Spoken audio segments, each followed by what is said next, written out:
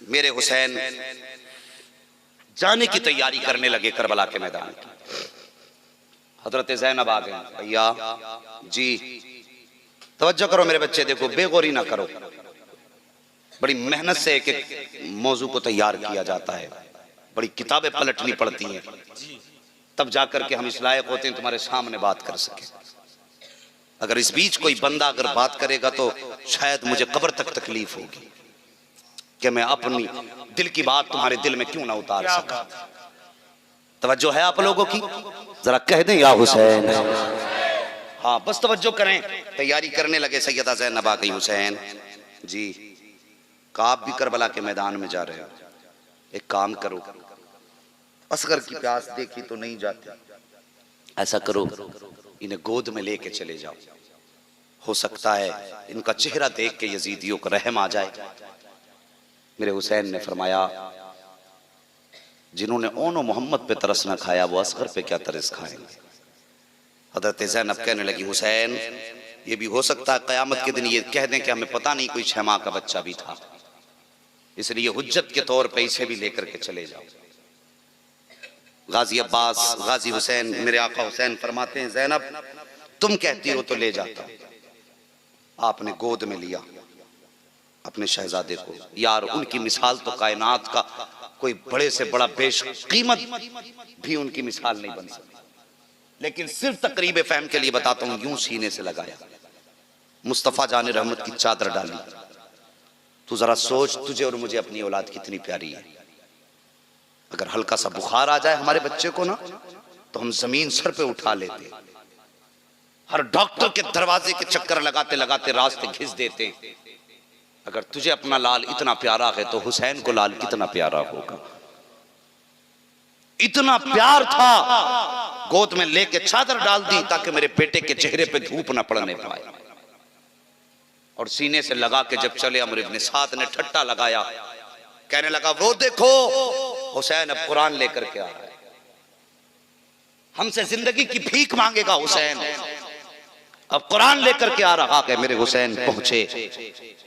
अमर इब्न साद कहने लगा हुसैन अब कुरान लेके आए हो, अगर पहले आ जाते तो अकबर बच जाते, अगर पहले आ जाते तो आपके ओनो मोहम्मद बच जाते, कासिम भी जिंदा होते, अब्बास भी बाकी होते। अब आए हो जब सब लुट गया, अब कुरान इसलिए लाए हो जिंदगी की भीख मांगने के लिए। मेरे हुसैन ने फरमाया जालिमों कुरान लेकर के हुसैन नहीं आया है बल्कि अपनी जान लेकर के हुसैन आ गया। इतना कह के जब मेरे हुसैन ने अपने बेटे के ऊपर से चादर उठाई ना तो यजीदियों के हाथ कांप गए थे। हजरत अली असगर के चेहरे से जब कपड़ा हटा हाथ कांप गए। आपने फरमाया सुनो तुमने अकबर को शहीद कर दिया, कासिम को शहीद कर दिया, मेरे खानदान के एक फर्द को तुम शहीद कर चुके। आओ हुसैन करीम इब्ने करीम है, मोहलत देता हूं, मेरे असगर को एक घूंट पानी का पिला दो, मैं तुम्हें सारे खून माफ कर दूंगा। ये औलाद होती है। मेरे असगर को एक घूंट पानी का पिलाओ, मैं तुम्हें तुम्हारे खून माफ कर दूंगा। इतना सुना अमर इब्न साद कहने लगा हुसैन हमें जन्नत की जरूरत नहीं, हमें तेरे सर की जरूरत है, बता हाथ देना कि सर देना। मेरे हुसैन ने फरमाया अगर यही बात है तो हुसैन सर तो दे सकता है, नाना के हाथ में दिया हुआ हाथ नहीं दे सकता। अभी बात चल ही रही थी, इशारा किया हुरमला को अमर इब्न साद ने, निशाना बड़ा अच्छा था इसका, का तीर चला ताकि हुसैन की गोद का आखिरी चिराग भी बुझ जाए। जानते हो तीर का कद बड़ा था, असगर का कद छोटा था। तीर का वजन ज्यादा था, असगर का वजन कम था। हुरमला ने जब अपनी कमान में तीर चढ़ाया वो दूर तनाबे से लग के हजरत सकीना देख रही थी। जैसे ही उसने निशाना लगाना चाहा हुसैन के पीछे खड़े होकर के, गोद में लिए थे, यहां गर्दन थी हजरत अली असगर की और इधर हुरमला खड़ा था। उसने निशाना लगाया, हाथ कांपे, तीर जमीन पे गिरा, फिर तीर उठाया, फिर निशाना लगाया, फिर फिर हाथ कांपे, फिर तीर जमीन पे, 3 मर्तबा निशाना लगाया है लेकिन तीर जमीन पे गिर जाता है। उसके बाद अम्र इब्ने साद को गुस्सा आया, कहने लगा बुज़दिल, शैमा के बच्चे के सामने तेरे हाथ कांप गए, बड़े बड़े बहादुरों के तूने तीर मारे, कभी तेरे हाथ ना कांपे, शैमा के असगर के सामने तेरे हाथ कांप गए। जब इतना सुना हुरमला कहने लगा, सुन अम्र, मैं इन बच्चे की वजह से मेरे हाथ नहीं कांपे हैं। कहा फिर निशाना क्यों नहीं लगाता? कहा जब निशाना लगाता हूँ मेरी निगाह उठ के हुसैन के खेमे की तरफ जाती है, जब खेमे की तरफ देखता हूँ एक छोटी सी बच्ची हाथ का इशारा करके कहती है, जालिम मेरे असगर पे तीर मत चला देना, इसने तुम्हारा कुछ नहीं बिगाड़ा है, पानी नहीं दे सकते हो तो मत दो, कम से कम असगर पे तीर मत चला देना। कहा जब मैं उस सकीना को देखता हूँ तो उसके आंसुओं को देख करके मेरे हाथ कांप जाते हैं। अल्लाह अकबर, इतना कहना था। अम्र इब्ने साद कहता है,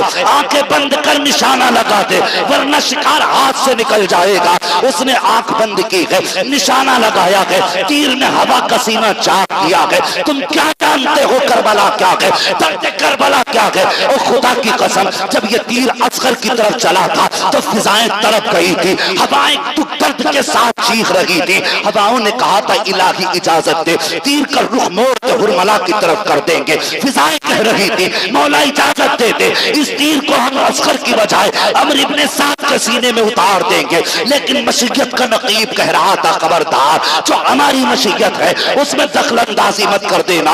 अल्लाह अकबर, तीर हवाओं का सीना चीरता हुआ आया है, हजरत इमाम के बाजू को पार किया, हजरत अली असगर के हुलकूम के पार हो जाता है। शैमा के बच्चे का बिसात क्या होती है, उसका वजूद क्या होता है, और यार बताया ये जाता है तीर की अलग अलग किस्में होती है। कुछ तीर वो होते थे जो कबूतर और परिंदों के लिए बनाए जाते थे, कुछ तीर वो होते थे कि जो खरगोश वगैरह के लिए बनाए जाते थे, कुछ तीर वो होते थे जो हिरन के लिए बनाए जाते थे। और यार ये तीर वो था जो हिरन के लिए बनाया गया था। अल्लाह अकबर, इतना जहरीला तीर, इतना सख्त तीर था, हजरत अली असगर के हुलकूम के पार हुआ है। एक झटका लिया गया असगर ने और हमेशा के लिए दुनिया को खैराबाद कहा है। मेरे हुसैन ने यूं बेटे का चेहरा देखा, उसके बाद शहजादे के खून को अपने बदन पे मला है और बेटे को जमीन पे रखा, रुख किया मदीने की तरफ। कहते या रसूल अल्लाह, आपने हुसैन पे एक बेटा कुर्बान किया था, आज हुसैन ने आपके नाम पर पूरा खानदान कुर्बान कर दिया। सुभान अल्लाह, सुभान अल्लाह, क्या बात है। ये करबला के साकिब मेरे हुसैन ने शहजादे को उठाया। बातें तो बहुत हैं, मुख्तसर सुनिए। उठा करके खेमे की तरफ लाए ना तो फिर चादर थी नाना की। देखा कोई हरकत असगर में नहीं है। हजरत सकीना दौड़ के आ गई, बाबा मेरा भाई मेरी गोद में दे दो। मेरे हुसैन ने शहजादी की गोद में बेटा दे दिया। हजरत सकीना ने गोद में लिया, कभी इधर जा रही है कभी उधर जा रही है। सैयदा ज़ैनब आ गई, बेटी क्या कर रही हो? फरमाती फूफी आज कई दिन के बाद मेरा असगर सोया है, मैं इसको इसलिए लेकर के घूम रही हूं कहीं मेरी असगर की आंख ना खुल जाए। इतना मेरे हुसैन ने सुना, आंखें बरस रही थी। बेटी के सर पे हाथ रख के कहा, बेटी अब असगर प्यासा नहीं रहा है, अब असगर को नहरे फुरात की जरूरत नहीं है, बल्कि असगर अपने नाना की गोद में बैठ करके हौज़े कौसर का जाम पी रहा है। अल्लाह अकबर। फिर वो मंजिल भी आई। मेरे हुसैन जब जाने लगे, हजरत ज़ैनब ने कहा, हुसैन आप 71 लाशें उठा करके लाए हो, लेकिन ये सब कोई जवान है, कोई समझदार है, कोई बड़ा है, लेकिन मेरा असगर तो 6 माह का है। पता नहीं आपके बाद ये यजीदी लाशों के साथ क्या करेंगे। ऐसा करो हुसैन, कम से कम आपने अभी तक किसी की कब्र नहीं बनाई है, अपने असगर की कब्र अपने हाथों से बना दो। कोई खेल न था बेटे की कब्र बनाना, कोई तमाशा नहीं था। मेरे हुसैन ने इतना सुना, शहजादे को गोद में लिया, कहां लेके जाते? खेमे के पीछे आए। और तारीख में यार किसी बाप ने बेटे की कब्र ऐसे नहीं खोदी होगी जैसी मेरे हुसैन ने करबला में अपने असगर की कब्र खोदी थी। अपनी चादर में लपेट के जमीन पे रखा, अपनी तलवार से कब्र खोदना शुरू की, गड्ढा करना शुरू किया। जब गड्ढा हो गया, मेरे हुसैन ने एक बार हाथ रखा जमीन पे, गर्म थी जमीन। उसके बाद आपने फरमाया, जमीन मेरा असगर आ रहा है, खबरदार ख्याल करना मेरा असगर आ रहा है, अगर संभाल सकते हो तो संभालो, सुनो करबला क्या है। उसके बाद आपने शहजादे को उठाया, ओ यार बेटा तो बेटा ही होता है। बच्चे छोटे होते हैं ना तो माँ बाप की शाम भी बेटों के चेहरे को देख के होती है और सुबह की पहली किरण भी बेटों के चेहरों पे होती है। आपने बच्चे को गोद में लिया, माथा चूमा और देख करके आंख में आंसू थे, जमीन पे लेटाया, हिचकी भरी, कहने लगे बेटे हौज़े कौसर पर नाना की कुर्बत में मुलाकात होगी। तारीख में किसी बाप ने ऐसी कब्र बेटे की नहीं बनाई होगी। मेरे हुसैन ने बेटे को जमीन पे लेटाया, मिट्टी डालने का इरादा किया, हाथ में मिट्टी ली, बेटे का चेहरा देखा, कुछ याद आ गया, मिट्टी छोड़ दी और उसके बाद आपने जमीन पे दोनों हाथ रखे और खुद बेटे की तरफ झुके, माथा चूमा। अल्लाह अकबर। हिचकी बंद गई मेरे हुसैन की। आप 71 लाशें उठा के लाए, मेरे हुसैन का हौसला नहीं टूटा। लेकिन जब अपने शहजादे की कब्र बनाई है, हुसैन ने बेटे का माथा चूमा, हिचकी बंद गई। आपने मिट्टी ली है हाथ में और यूं आपने बेटे की तरफ डालना, कब्र पे बेटे के ऊपर डालना शुरू की मिट्टी। जब मिट्टी पड़ते पड़ते सीने तक आई है, आपने फिर जब हाथ में मिट्टी ली है, गर्दन के ऊपर का हिस्सा बाकी था, बेटे का चेहरा देखा, हाथ कांप गए हैं। अब हिम्मत जवाब दे गई है, कैसे चेहरे पे मिट्टी डाली जाए शहजादे के। अल्लाह अकबर। मेरे हुसैन ने बेटे को देखा, माथा चूमा, चूम करके रोने लगे। फरमाते हैं असगर तेरा बदन तो इस मिट्टी के लायक न था, ये मिट्टी तो तेरे बदन के लिए सख्त थी। ए मेरे असगर तुझे तो फूल के बिस्तर पे होना चाहिए था, लेकिन आज तुझे बाप अपने हाथों से इस मिट्टी के हवाले कर रहा है। असगर जो तेरे झूले में खेलने की उम्र थी, वो तूने मैदान करबला में उम्र गुजारी है। अल्लाह अकबर। मेरे हुसैन ने तीसरी मर्तबा हाथ में मिट्टी ली है। जब हाथ कांपने लगे, हुसैन ने यूं चेहरा फेरा बेटे की तरफ से, जल्दी जल्दी मिट्टी डाली है। मिट्टी डाल ही रहे थे, इतने में आवाज आती है, हुसैन क्या बाजुओं को जंग लग गया है, या अब हिम्मत नहीं है, या मुकाबले की जुर्रत नहीं है। इतना सुनते गए, कहते असगर खुदा खाफे, अब मुझे जाने की इजाजत दे दे। दुनिया के अंदर या तो यजीदी किरदार रहेगा या सिर्फ हुसैनी किरदार नजर आएगा। क्या बात है, वाह वाह। मेरा हुसैन बेटे को दफन करने के बाद बात बड़ी लंबी है, अभी और मुझे हुक्म हो रहा है थोड़ी देर और गुफ्तगू करूंगा। ये मत कहना इस मौलवी ने तो फंसा के रखा है जी। जिक्र अगर कीमती है तो आज आशिक भी कीमती बैठे हैं। क्या बात, सुभान अल्लाह। साल भर के बाद ये दिन आएगा, मुकद्दर जागेंगे इंशाअल्लाह। आज हम उनका यहाँ तज़किरा कर रहे हैं, जन्नतुल बकी में सैयदा फातिमा हमारी बातें कर रही होंगी। वाह, सुभान अल्लाह। बेशक नसीब है अपने अपने। तवज्जो है ना आपकी। आए खेमे में, नाजिर भाई काफी देर से बैठे हो, अल्लाह जज़ाए खैर दे, उठ करके नहीं गए हो, बड़ी बात है। बस अल्लाह हम सबको हुसैन की खैरात अता फरमा दे। आमीन आमीन। खेमे में आए, तैयारी करने लगे। जब तैयारी होने लगी, अपने खेमे में थे, आंख में आंसू आए। जब आंख में आंसू आए ना, तो हजरत फिजा ने आपके रोने की आवाज सुनी, खेमे के अंदर गई। कहती हैं आका बात क्या है? रो के कहते हैं आज मुझे माँ फातिमा की याद आ गई है। क्यों? कहती हैं अकबर गए थे, माँ ने तैयारी कराई, असगर गए, माँ ने तैयारी कराई, कासिम गए, माँ ने तैयारी कराई, ओनो मोहम्मद गए, माँ ने दूल्हा बनाया, हुसैन जा रहा है, काश तैयारी कराने के लिए आज फातिमा मौजूद होती। ये कह के जब रोए, हजरत फिजा आई, कहने लगे हुसैन मेरा भी दिल चाहता है काश मेरा भी बेटा होता, तेरे कदमों पे कुर्बान कर देती। ऐसा कर, कुछ देर के लिए तू मुझे माँ मान ले, मैं तुझे बेटा मान लेती हूँ। फरमाती फातिमा तो ना सही, लेकिन एक दिन जब उनके विसाल का वक्त आया था, मैंने उनसे कहा था सैयदा कुछ तबर्रुक में दे दो। तो जब मैंने इतना कहा था तो मुझे उन्होंने अपना दुपट्टा अता किया था, वो आज भी मेरे पास मौजूद है। हुसैन मैं वो दुपट्टा लाती हूँ, फातिमा तो न सही, कम से कम उसका दुपट्टा मौजूद है।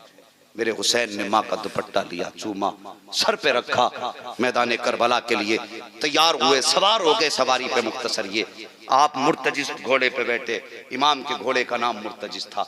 ये मुर्तजिज यमन के बादशाह ने मेरे नबी को तोहफे में दिया था। हुजूर ने फिर ये घोड़ा तोहफे में हजरत अली को दिया था। हजरत अली के पास दो घोड़े थे, एक घोड़ा हजरत हसन के हिस्से में आया, दूसरा घोड़ा हुसैन के हिस्से में आया। जो हसन के हिस्से में आया वो और था, जो हुसैन के हिस्से में आया वो मुर्तजिज था। इसकी खासियत ये थी, जब इसको इशारा होता था ये हवाओं से बातें करने लग जाता था। जानते हो, जब मेरे नबी हजरत हलीमा सादिया की ऊंटनी पे बैठे, बड़ी कमजोर थी, हुजूर के कदम लग गए, वो हवाओं से बातें करने लग गई थी। गोया वो कहती थी, लोगों मैं मुकद्दर पे नाज क्यों ना करूं, आज मेरे ऊपर नबियों का इमाम बैठा हुआ है।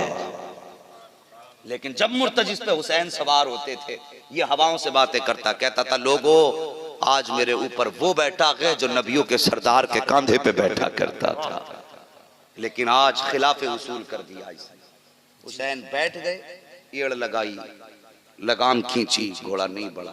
दूसरी मर्तबा, तीसरी मर्तबा, बात का बढ़ाना क्या, 11 मर्तबा आपने एड़ लगाई, 11 मर्तबा, लेकिन घोड़ा अपनी जगह से आगे नहीं बढ़ा।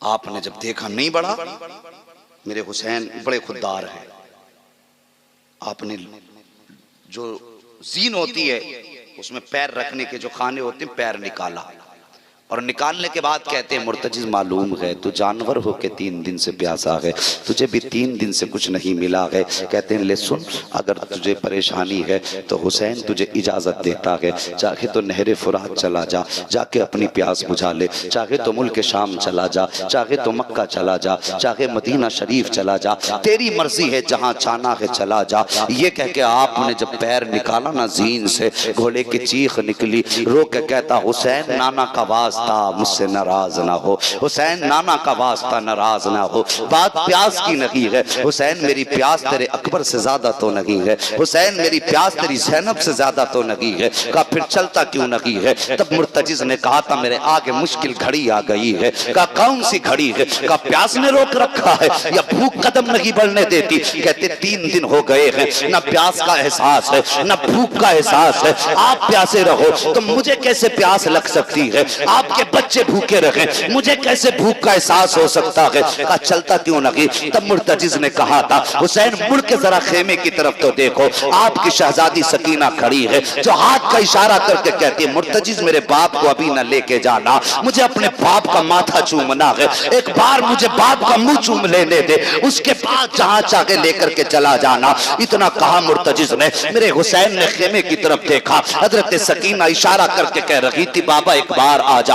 मेरे हुसैन फरमाते हैं, सकीना क्या चाहती हो, क्या मुझे रोकोगी? जब इतनी बात कही थी तो हजरत सकीना ने कहा था, बाबा अकबर गए मैंने रोका न था, कासिम गए मैंने रोका न था, अब्बास गए मैंने नहीं रोका था, आपको भी नहीं रोकती, लेकिन बेटी हूँ बाबा, जी चाहता है आज आखिरी बार आपका माथा चूम लूं। इतना कह के सकीना ने इशारा किया है। मेरे हुसैन ने सवारी का रुख किया खेमे की तरफ। दिल में ख्याल आया हुसैन के, आज अपनी बेटी को दिल भर के प्यार करूंगा, आज के बाद सकीना से मुलाकात नहीं होगी। ये सोच करके हुसैन ने सवारी को बढ़ाया है। जब करीब पहुंचे हैं, सवारी से नीचे उतरे हैं, यूं बाजू फैलाए आपने बेटी की तरफ। हजरत सकीना बेटी हैं, रो के कहती हैं, बाबा ये तकलीफ ना उठाइए, सुबह से 71 लाशें उठा चुके हैं, आप बाजू फैला करके गोद में उठा करके मेरी वजन की तकलीफ कैसे गवारा करेंगे? बाबा मैं बेटी हूँ, अगर बड़ी होती तो ये तकलीफ ना देती। का बेटी कौन सी तकलीफ? हजरत सकीना कहती, बाबा ऐसे झुक जाइए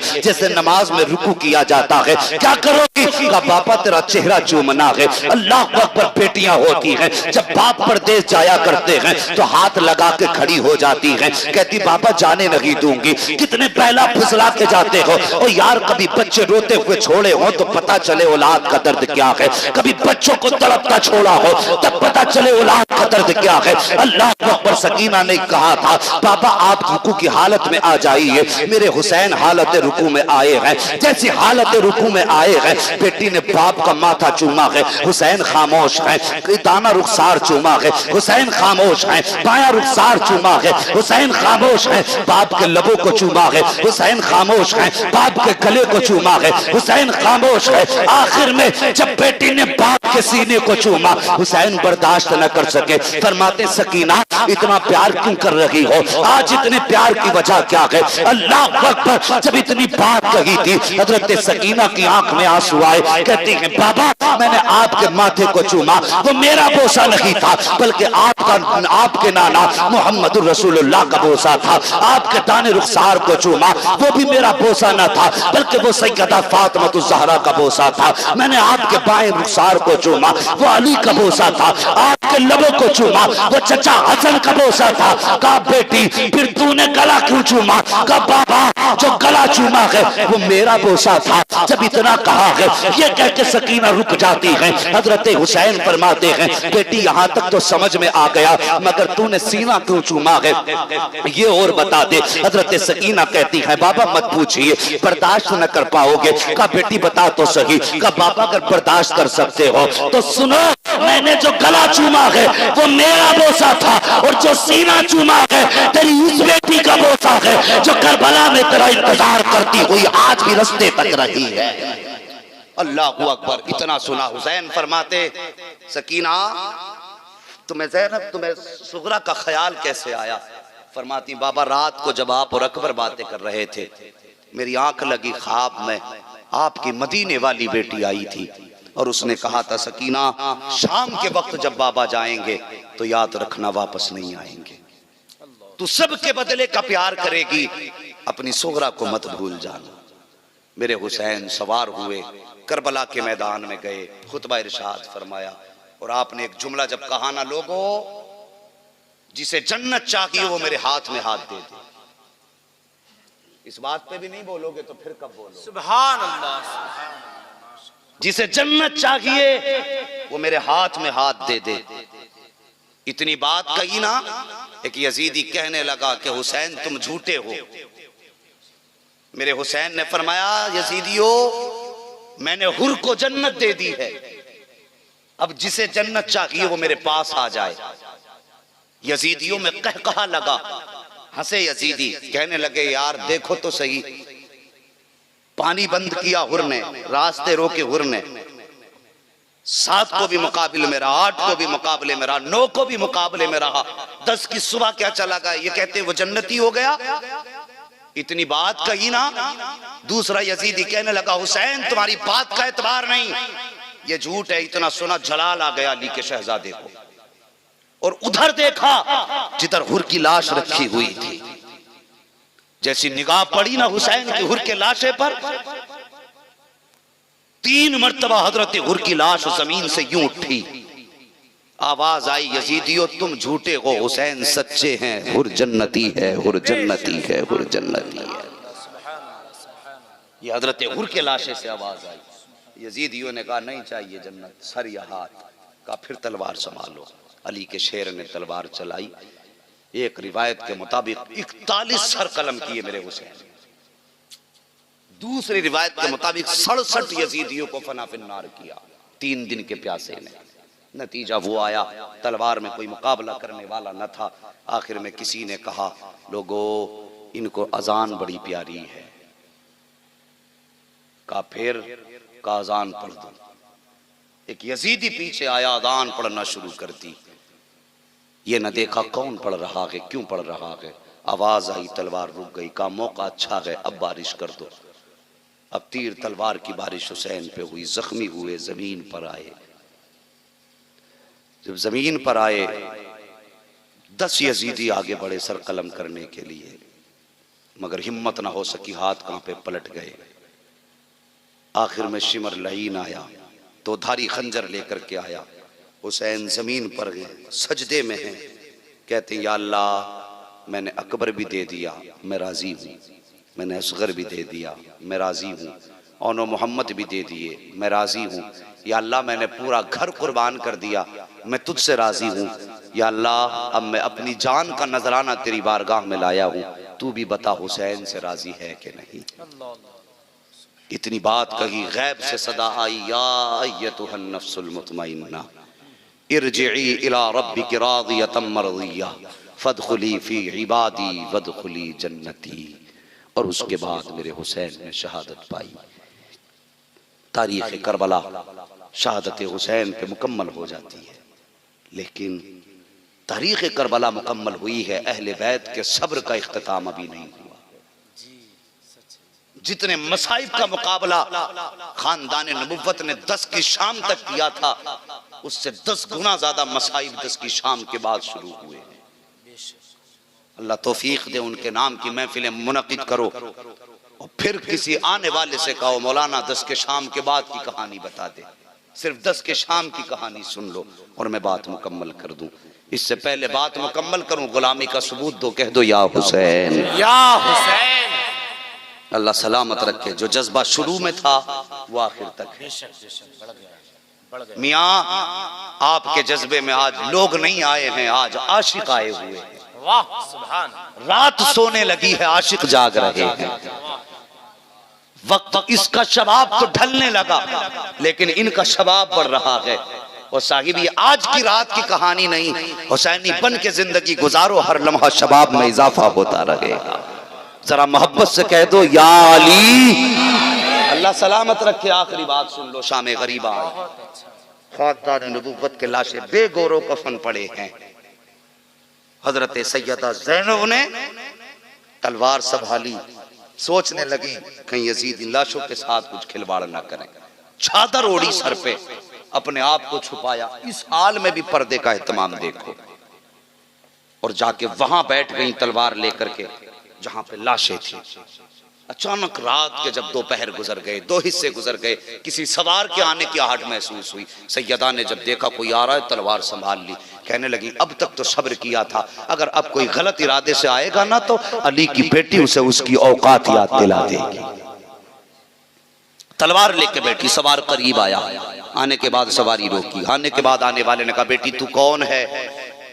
जैसी लफ्ज़ बेटी कहा ना तो इतनी मिठास की लहजे में हजरत ज़ैनब के जब्त के बंधन टूटे, सब्र का पैमाना छलक गया। और यार सैयदा की आंखें बरसने लगी। रो के कहने लगी परदेसी, इस परदेश में कोई हमें अपना कहने वाला नहीं, बता तू कौन है जो इतने प्यार से बेटी कह रहा है?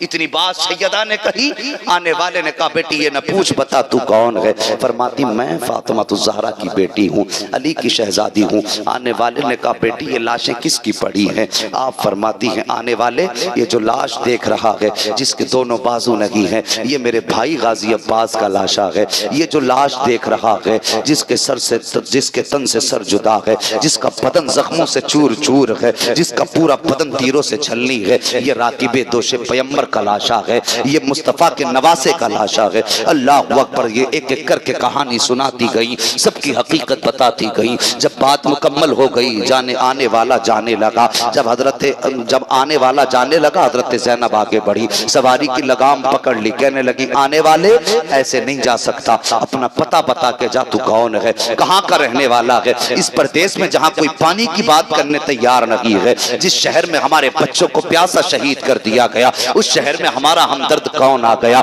इस जंगल में हमारा खैर खा कौन है? जब इतना सुना, आने वाले ने नकाब पलटा और आने वाला क्या कहता है? कहा बेटी पहचाना नहीं, मैं कोई और नहीं हूँ बल्कि मैं मदीने से मोहम्मद रसूलुल्लाह आया हूँ।